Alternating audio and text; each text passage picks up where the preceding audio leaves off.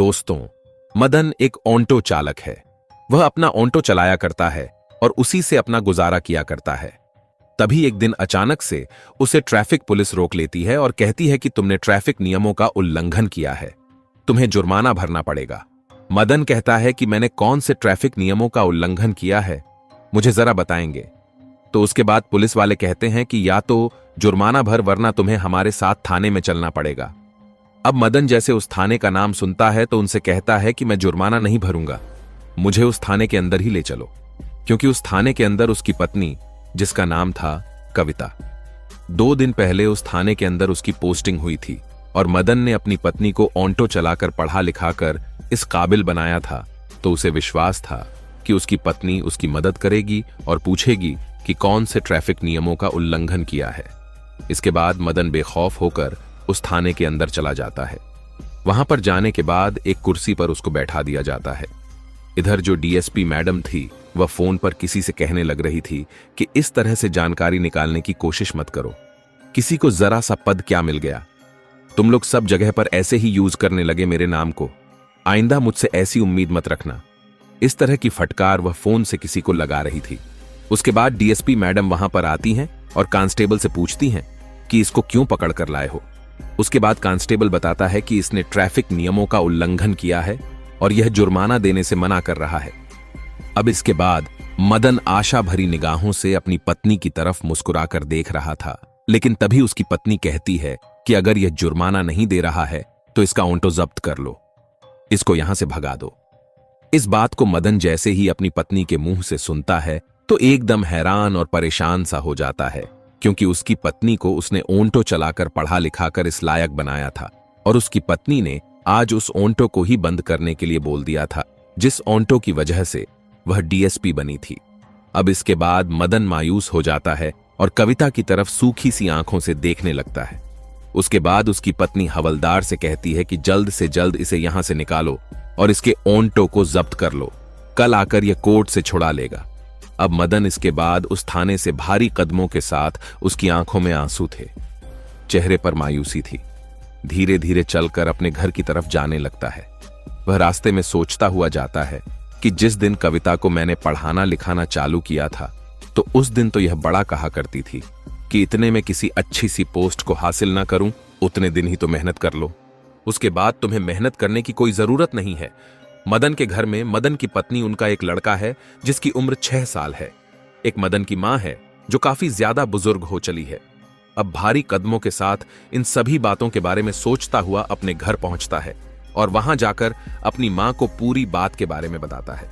वह कहता है कि मां, कविता तो इतना बदल गई है कि उसने मुझे पहचानने तक से इनकार कर दिया और मेरा ऑटो भी जब्त कर लिया, जिस ऑटो को चलाकर मैंने उसे डीएसपी बनाया था। अब इस बात को जैसे उसकी मां सुनती है तो कहती है कि बेटा, तुम्हें वह दिन तो याद होगा जब कविता की शादी तुम्हारे साथ हुई थी और उसके तीसरे चौथे दिन ही इसने बोल दिया था कि तुम लोगों ने हामी भरी है, मुझे पढ़ाने लिखाने की और मेरी पढ़ाई लिखाई का खर्चा तुम्हें उठाना पड़ेगा। उस टाइम पर परिवार की हालत ठीक नहीं थी, लेकिन उस समय भी इसने जबरदस्ती हमसे की थी पढ़ने लिखने के लिए। अब इस बात को सोचकर दोनों मां बेटे काफी ज्यादा परेशान होते हैं। इधर जो मदन का बेटा था वह अपनी दादी के साथ ज्यादा खेला करता, क्योंकि उसकी मां को पढ़ाई लिखाई से फुर्सत ही नहीं थी और इसी वजह से वह दादी को सबसे ज्यादा लाड किया करता था। वहीं पर उसके साथ खेला कूदा करता और उसी के साथ ज्यादातर रात को सोया करता। जो कविता थी वह सरकारी क्वार्टर में वहीं पर रहा करती थी जहां पर उसका ऑफिस था, क्योंकि ऑफिस से घर की दूरी काफी ज्यादा थी और उसे वहां पर क्वार्टर मिल हुआ था, तो वह उसी क्वार्टर के अंदर रहा करती थी। अब दूसरा दिन होता है। दूसरे दिन कविता वेट कर रही थी कि वह आएगा और आकर कोर्ट से ऑटो को छुड़ाने के लिए कागज बनवा के लाएगा। उसके बाद कविता इंतजार करती रहती है, लेकिन जो मदन है वह वहां पर नहीं आता है अपने ऑटो को छुड़वाने के लिए। इस बात को देखकर कविता को बड़ा ही गुस्सा आता है और वह गुस्से से भरी हुई सीधा अपने घर जाती है। मदन के पास वहां जाकर देखती है जो उसकी सास है, उसके बालों की चंपी कर रही है और मदन वहीं पर नीचे बैठा हुआ है और मदन का बेटा वहां पर खेल रहा है। दोनों का किसी का भी उस बेटे की तरफ ध्यान नहीं था, वह अच्छी तरह से खेल रहा था। अब इस बात को देखकर वह खामखा ही अपने पति और अपनी सास पर भड़क जाती है। कहती है कि तुम लोगों को बच्चे संभालने भी नहीं आते, इस तरह से बच्चे संभाले जाते हैं। अगर इसको कुछ हो जाएगा तो कौन जिम्मेवार रहेगा? उसके बाद मदन अपनी पत्नी की तरफ देखता है और उससे कहता है कि यह तुम क्या कह रही हो, बच्चे संभालने नहीं आते। अब तक यह जितना भी बड़ा हुआ है उतना मां ने ही इसको बड़ा किया है और उन्हें अच्छी तरह से पता है कि बच्चे को किस तरह से संभाला जाता है।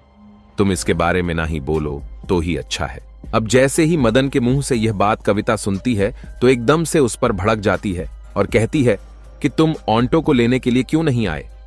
मैंने सारा इंतजाम कर दिया था और तुम वहां पर नहीं पहुंचे टाइम पर। अब इस बात को सुनकर मदन कहता है कि तुम्हें इतनी ही पड़ी थी तो उस दिन थाने में ही यह मना कर दिया होता कि इसके ऑन्टो को जब्त ना किया जाए, और इसने कोई भी गुनाह नहीं किया है और मैंने असलियत में भी कोई गुनाह नहीं किया था। कहीं तुम यह सोचने लगे कि मैं तुम्हारी वर्दी का फायदा उठा रहा था। तुम असलियत को तो निकाल सकती थी, क्योंकि तुम बड़ी अधिकारी हो तो असलियत तो तुम्हारे सामने आ ही सकती थी। अब इसके बाद कविता उस पर चिल्लाने लगती है और कहती है कि तुम लोग गंवार हो और तुम क्या जानो किस तरह से ड्यूटी की जाती है, और मेरे बच्चे को भी तुम अच्छी तरह से नहीं संभाल सकते। ऐसा कहकर वह अपने बच्चे का हाथ पकड़ती है और उसे लेकर उसके कमरे में चली जाती है।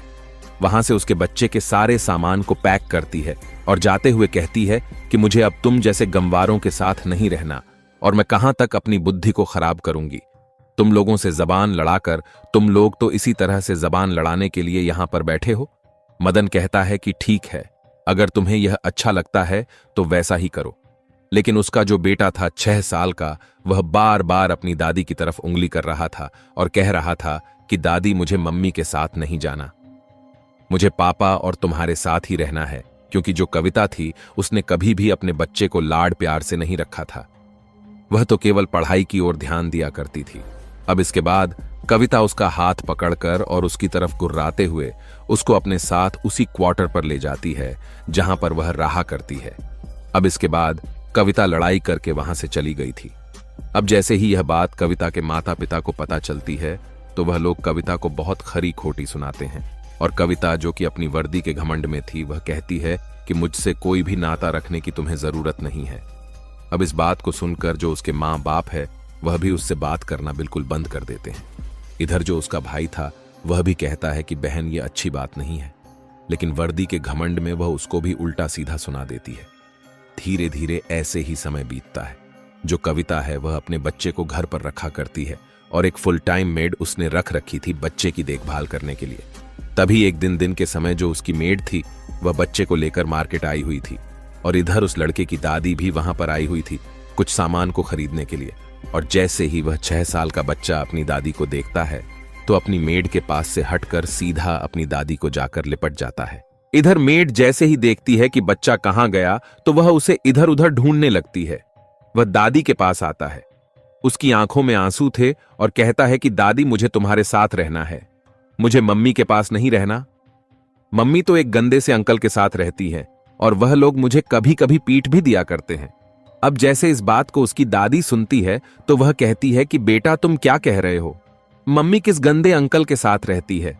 तो वह बताता है कि गंदे से अंकल मम्मी के घर पर आते हैं और वह पूरा दिन भर भी रहते हैं। कभी कभी जब छुट्टी का टाइम होता है, लेकिन रोज शाम को जरूर से आते हैं और मम्मी और वह अंकल मुझे पीटते हैं अगर मैं नहीं सोता हूं तो, और उसके बाद मैं सोने का नाटक कर लेता हूं और मम्मी और वह गंदे अंकल घंटों तक बैठकर आपस में बातें करते हैं और जोर जोर से हंसा करते हैं। इन सभी चीजों को देखकर मैं अंदर ही अंदर से बहुत ज्यादा रोता हूं और मुझे अब मम्मी के पास नहीं रहना। इतनी ही देर में कविता की मेड भी वहां पर आ जाती है और उस बच्चे को उस बूढ़ी महिला से बात करते हुए देख एकदम से उसका हाथ पकड़ लेती है। वह मेड उसे खींचने लगती है, लेकिन वह कहता है कि मुझे मम्मी के पास नहीं रहना, मुझे दादी और पापा के पास रहना है। उसके बाद दादी उस मेड से कहती है कि कोई बात नहीं, तू ऐसा कर, जो भी सामान तुझे खरीदना है वह खरीद ले, इतनी देर में इसी के साथ बैठी हुई हूं।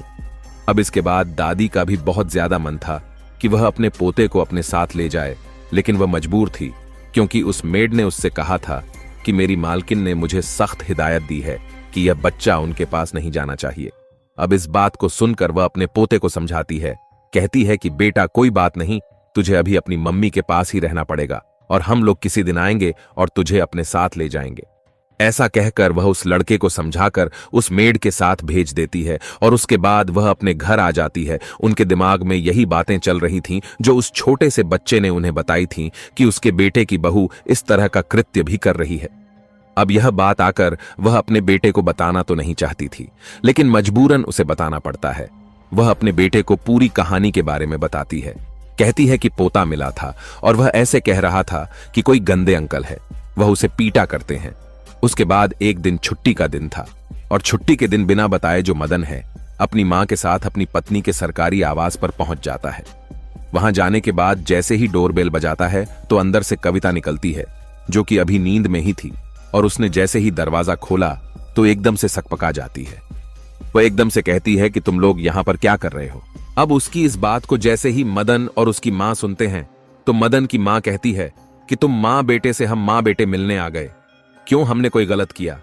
अब इस बात को सुनकर जो कविता है वह एकदम से चुपचाप सी खड़ी रह जाती है। इसके बाद मदन उस घर के अंदर घुसता है और वह देखता है कि उसके कमरे के अंदर बेड के ऊपर एक नौजवान लड़का लेटा हुआ है और उनका जो बच्चा है वह दूसरे बेड पर ऐसे ही पड़ा हुआ है। अब इन सभी चीजों को देखने के बाद मदन को बड़ा गुस्सा आता है और वह एकदम से एक जोरदार चांटा अपनी पत्नी को जड़ देते हैं। और जैसे ही कविता के एक चांटा लगता है तो वह व्यक्ति खड़ा होता है और कहता है कि कौन है यह बदतमीज जो यहां पर आकर तुझे चांटा मार रहा है। उसके बाद कविता एकदम से उस व्यक्ति से कहती है कि यही तो है मेरा निकम्मा गवार पति। अब इस बात को जैसे मदन सुनता है उसे और भी ज्यादा गुस्सा आता है। गुस्से के मारे उसका शरीर कंपन करने लगता है, लेकिन उसकी मां ने उसे समझा रखा था कि बेटा इस तरह से नहीं किया करते। यह पहला चांटा तो उसने ऐसे ही मार दिया था क्योंकि वह भावनाओं में बह गया था। अब इसके बाद वह जाता है और अपने बेटे को अपनी गोद में उठाता है और कहता है कि अच्छा, तो इसीलिए तुम यहां पर रहा करती थी। दरअसल दोस्तों, जो और व्यक्ति था जिस अंकल के बारे में उनका लड़का बात कर रहा था वह और कोई नहीं, कविता का सीनियर था, जो ट्रेनिंग के दिनों से ही कविता के साथ अवैध प्रेम प्रसंग में था। अब इसके बाद जब सारा भेद खुल ही गया था तो कविता भी कहती है कि चलो ठीक है, यह तो अच्छा हुआ जो तुम लोगों ने आकर अपने आप ही देख लिया। वह कहती है कि मुझे तुम जैसे गंवारों से कोई रिश्ता नहीं रखना और आज के बाद मुझे अपनी शक्ल मत दिखाना। इसके बाद मदन अपने बच्चे को लेकर वहां से जाने लगता है। उसकी मां भी पीछे मुड़कर जाने लगती है। तभी कविता एकदम से मदन को रोकती है और कहती है कि जाते जाते इस काम को और कर जाओ। मैंने डिवोर्स के पेपर पहले ही तैयार कर रखे हैं और इस पर साइन भी कर दो। उसके बाद मदन उन पेपरों पर साइन कर देता है और वहां से अपने बच्चे को लेकर चला जाता है। वह घर जाकर एक कमरे के अंदर बैठे हुए थे। उसने कविता को डिवोर्स दे दिया था। डिवोर्स भी उनका लगभग कंप्लीट ही हो गया था क्योंकि कविता ने पहले से ही डिवोर्स के पेपर बनवा रखे थे। अब कुछ दिनों तक उनका केस चलेगा और केस चलने के बाद उन दोनों का डिवोर्स हो जाएगा।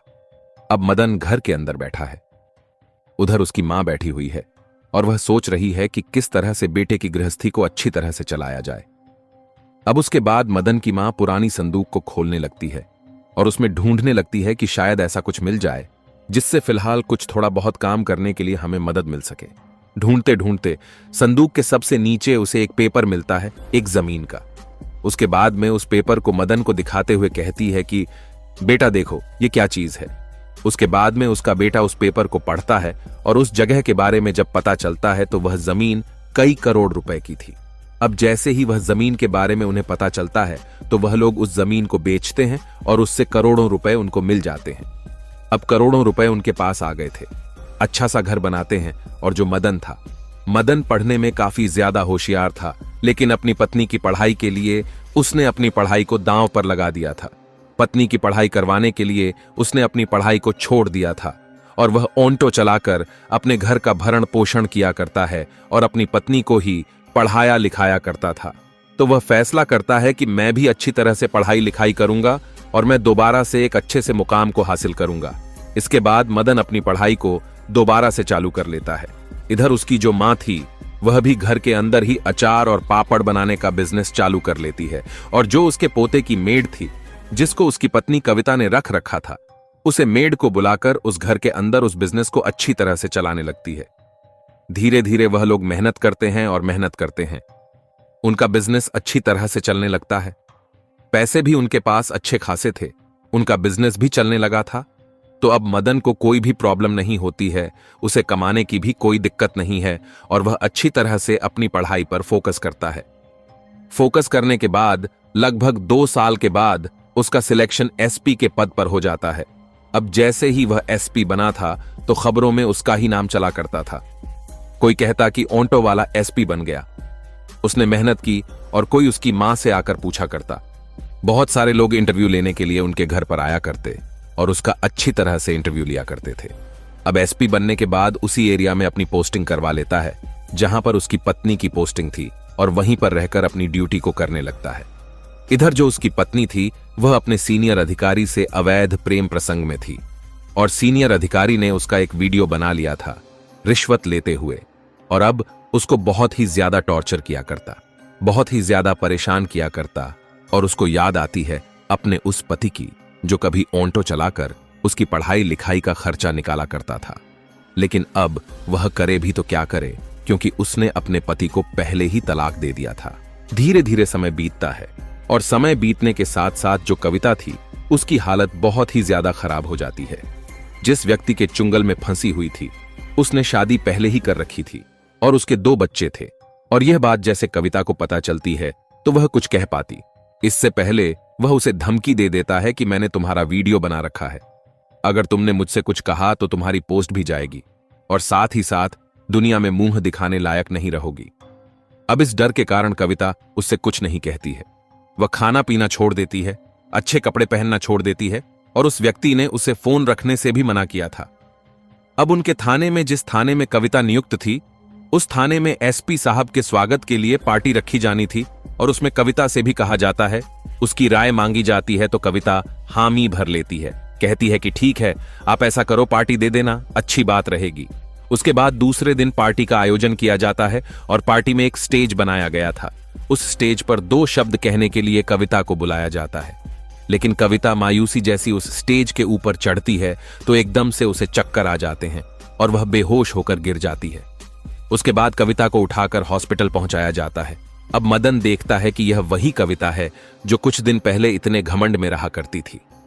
आज उसकी हालत बहुत ज्यादा खराब हो गई थी क्योंकि दोस्तों वह सूख कर तिनका हो गई थी और ना ही वह अच्छी तरह से खाया करती और दिन रात उसे उसी वीडियो की चिंता सताए करती थी क्योंकि वह पैसों के चक्कर में इधर उधर से रिश्वत लिया करती और उसी के साथी ने उसका वीडियो बना लिया था और बार बार उसे वायरल करने की धमकी दिया करता। अब वह जैसे चाहे उस तरह से उसको रखा करता और इसी तरह से उसके दिन बीत रहे थे। हॉस्पिटल में जाती है। हॉस्पिटल में डॉक्टर साहब कहते हैं कि कमजोरी के कारण इसकी हालत हुई है। अब जब मदन इस बात को सुनता है तो बड़ा ही हैरान होता है। वह सोचने पर मजबूर हो जाता है कि एक डीएसपी को ऐसी क्या कमजोरी हो गई। उसके पास इतने पैसे भी नहीं बचते कि वह अच्छी तरह से अपने खाने पीने का ध्यान रख सके। अब इसके बाद एसपी साहब अपने कार्य को करने में लग जाते हैं और धीरे धीरे जो कविता है वह बार बार सोचा करती कि मैं कभी ना कभी मदन से मिलूंगी और पूरी बात के बारे में उसे बताऊंगी। इसी तरह से कुछ दिन और बीत जाते हैं। एक दिन कविता मार्केट में जा रही थी, तभी उसे उसकी सास मिलती है और वह एकदम से उसके सामने आकर खड़ी हो जाती है। कहती है कि मां जी आप कैसी हो। तभी एकदम उसकी सास कहती है कि कौन हो बेटी, तुम इस तरह से मुझे मां जी क्यों कह रही हो। तो उसके बाद वह कहती है कि मां जी मैं कविता हूं, आपने मुझे पहचाना नहीं, क्योंकि उसकी सास ने अभी चश्मा नहीं पहना था और बिना चश्मे के उसे अच्छी तरह से दिखाई नहीं देता था और कविता की शक्ल बिल्कुल बदल चुकी थी। कम खाने की वजह से और उसकी बुरी हालत की वजह से तो उसकी सास कहती है कि मैंने तुझे नहीं पहचाना और पहचान कर भी तुझे क्या फायदा जो तूने मेरे बेटे को इस तरह से ठुकरा दिया। क्योंकि अब उसकी सास का बिजनेस भी अच्छी तरह से चल रहा था। वह मार्केट में अपने बिजनेस से रिलेटेड सामान लेने के लिए ही आई थी। वह उसको नहीं पहचानती और दुत्कारते हुए वहां से भगा देती है, उसके पैरों में पड़ जाती है। कहती है कि मां जी मुझसे बहुत बड़ी गलती हो गई, मदन से कह दीजिए मुझे दोबारा से अपना लेंगे, मुझे माफ कर दीजिए। उसके बाद उसकी सास कहती है कि बेटी तूने जो किया है उसका फल तो तुझे भुगतना पड़ेगा। ऐसा कहकर वह उसे दूर हटाते हुए वहां से अपने काम को करने के लिए चली जाती है। धीरे धीरे कुछ दिन और बीतते हैं। अब जो कविता है उन सभी चीजों से बहुत ज्यादा दुखी हो गई थी। वह एक दिन उस व्यक्ति के पास जाती है जिसके चुंगल में फंसी हुई थी और उससे कहती है कि चाहे तू इस वीडियो को वायरल कर दे या फिर मेरी जान ले ले, मैं अब तुम्हारे पास नहीं रहूंगी। ऐसा कहकर वह वहां से भागकर मदन के घर पर आ जाती है और मदन के घर का दरवाजा खटखटाती है। मदन जैसे ही अंदर से दरवाजा खोलता है तो देखता है कि उसके सामने कविता खड़ी हुई है, जो बहुत ही बुरी कंडीशन में है। वह कहता है कि हाँ जी, कौन? आपको किससे मिलना है? तो कहती है कि मदन, मैं कविता हूं, मैं तुम्हारी पत्नी हूं और तुम्हारा बच्चा मेरे पास है। तो मदन कहता है कि इस बच्चे के लिए तो मैं पहले ही तुम्हें तलाक दे चुका हूं और इस बच्चे को मेरे पास ही रहना है। मैं तुझे नहीं जानता तू कौन है। अगर आज के बाद तू यहां पर आई तो मुझसे बुरा कोई नहीं होगा। ऐसा कहकर मदन दरवाजे को उसके मुंह पर ही बंद कर देता है। कविता की आंखों से आंसुओं की झड़ी बह रही थी और वह बहुत ही ज्यादा चीख चीख कर रो रही थी। अब इस बात को मदन की मां भी अंदर से सुन रही थी, लेकिन वह कुछ भी रिएक्शन नहीं करती है, क्योंकि कविता ने मदन के साथ बहुत गलत किया था और उस बात के बारे में मदन की मां को पता था। अब इसके बाद वह वहां से जा ही रही थी। तभी एकदम से उसे पता चलता है कि जो वीडियो उस व्यक्ति ने उसका रिकॉर्ड किया था वह वायरल कर दिया है और उसको वायरल होने की वजह से उसकी ड्यूटी भी छूट गई है। अब इन सभी चीजों को देखते हुए कविता बहुत ही ज्यादा परेशान हो जाती है और वह अपने भाई के पास फोन करती है, लेकिन उसका भाई भी उससे नफरत किया करता है, क्योंकि कविता ने जब दूसरे व्यक्ति के साथ अवैध प्रेम प्रसंग बनाए थे तो उस वजह से उसके माता पिता कुछ दिनों में इस गम के कारण इस दुनिया को छोड़कर जा चुके थे और इन सभी का जिम्मेदार वह अपनी बहन कविता को मानता था। और बहुत दिन पहले उसने अपनी बहन से कह दिया था कि मुझसे तुम्हें कोई भी ताल्लुकात रखने की जरूरत नहीं है। आज से तू मेरे लिए मर गई है और मैं तेरे लिए मर गया हूं। इसी वजह से वह भी उसका कोई साथ नहीं देता है। इधर जो व्यक्ति था जिसके प्रेम प्रसंग में फंसी हुई थी, वह वहां से उसके घर से सारा पैसा जेवर लेकर भाग गया था और उसके बाद उसने उसकी वीडियो भी वायरल कर दी थी। अब वीडियो वायरल हो गई थी, उसकी नौकरी छूट गई थी, तो कविता अब पागलों की तरह इधर उधर घूमने लगती है और कुछ दिनों के बाद ही उसका स्वास्थ्य खराब होने के कारण उसकी मौत हो जाती है। तो दोस्तों, यह थी कहानी जहां पर एक लड़की को एक लड़के ने ऑटो चलाकर पढ़ाया लिखाया और सोचा कि वह अच्छी नौकरी प्राप्त करने के बाद उसको सहारा देगी, लेकिन उसने उसे उल्टा बर्बाद करने की कोशिश की। आप क्या कहना चाहते हो? कविता के बारे में आप क्या कहना चाहते हो? मदन के बारे में आपकी जो भी राय कमेंट बॉक्स में लिख सकते हो, लोगों के साथ शेयर कर सकते हो। दोस्तों, इन कहानियों को सुनाने का उद्देश्य किसी को परेशान करना बिल्कुल भी नहीं है। ये कहानियां आपको इसलिए सुनाई जाती है ताकि आप लोग इन कहानियों में से कुछ ना कुछ सीख सको और अपने जीवन में उस चीज को अप्लाई कर सको। जैसे इस कहानी में कविता अगर अवैध प्रेम प्रसंग नहीं रखती तो उसका जीवन बड़ी अच्छी तरह से व्यतीत होता। बाकी मिलते हैं किसी अगली वीडियो में नए टॉपिक के साथ। तब तक के लिए जय हिंद, जय भारत। आप सभी का बहुत बहुत धन्यवाद।